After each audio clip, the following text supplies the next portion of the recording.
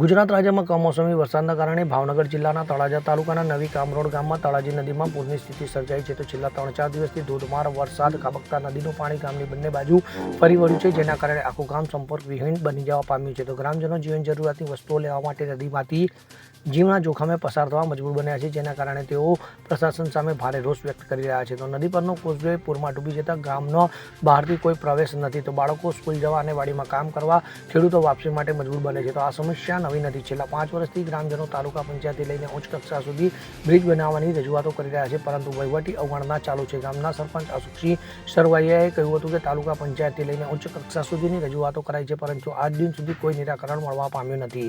તો ચૂંટણી વખતે વચનો આપવામાં આવે છે, પરંતુ વરસાદ આવે તો ગામ અલગ થઈ જાય છે. તો આ ઘટનાથી જિલ્લાના અન્ય વિસ્તારો જેમ કે અલગ, શોશિયા અને જેસરમાં પણ ખેતીને ભારે નુકસાન પહોંચ્યું છે. તો ભાવનગર નગરપાલિકાએ નીચાણવાળા વિસ્તારોને એલર્ટ કર્યા છે અને હવામાન વિભાગના જણાવ્યા પ્રમાણે આગામી 24 કલાકમાં વરસાદ ઘટશે. તો ગ્રામજનો હવે તાત્કાલિક બ્રિજની માંગ કરી રહ્યા છે, જેથી આવી કરુણામય પરિસ્થિતિ ન બને. હું અશોકસિંહ કે સરવૈયા, નવી કામરોડ સરપંચ. આજે કમોસમી વરસાદથી છેલ્લા 24 કલાકથી સતત વરસાદ ચાલુ છે, ત્યારે અમારી નવી કામરોડ તળાજી નદી 2 કાંઠા વહી રહી છે.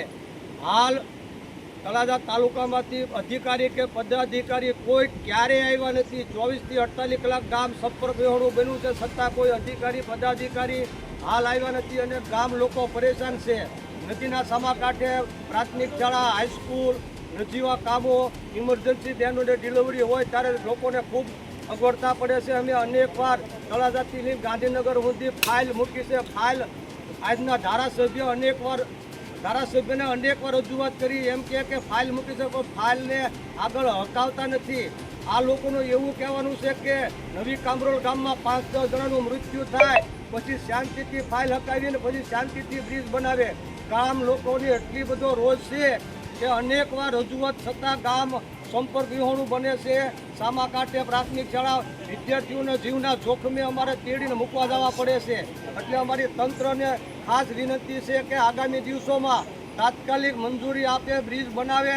નકર આગામી દિવસોમાં કોઈ પણ ચૂંટણી, એકની અનેક ચૂંટણીમાં ક્ષત્રિય સમાજ નવી કામરોળની હારે રહેશે અને આ મુદ્દા બાબત વિરોધ સરકારનો કરશે. નવી કામરોળની માંગણી છે કે તાત્કાલિક બ્રિજની મંજૂરી આપે.